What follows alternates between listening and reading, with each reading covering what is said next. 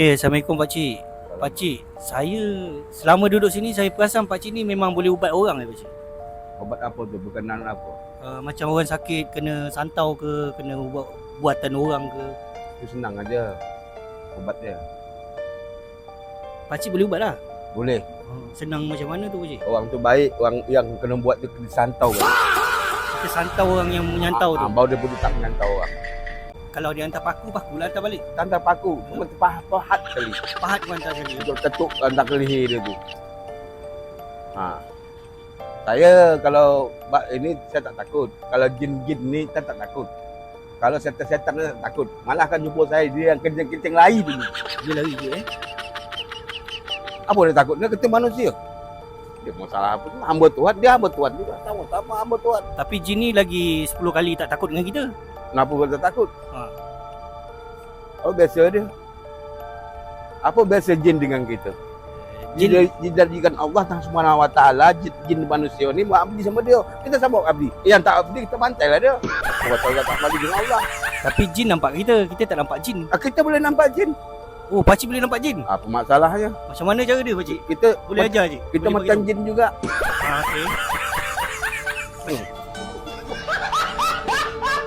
Macam mana cara tu Cik? Senang aja cara dia. Kalau tak percaya kan boleh jumpa, boleh Atik jumpakan dia. Tapi satu syarat malam jemaat bulan 16 bulan besar. Kau pergi berdua dengan pakcik, tapi kau harus menunggik buka seluar. Menunggik. Dia nampak jin tu. Okey kata. Itu dia lah tu. Tapi kau harus menunggik. Pengeras dia apa Cik? Kalau nak tengok hantu ni pengeras dia. Enggak tak ada.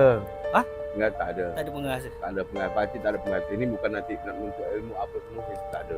Ini datang anugerah Allah Subhanahu Wa Taala. Pernah tak Pakcik time tengah berubat orang, jin tu datang dia lopok ni Pakcik? Pernah? Itu tak pernah, itu yang saya cakap. Jin tu kalau jumpa pakcik, bukan saya pakcik lari. Dia kencing-kencing lari. Oh, dia kencing berlari.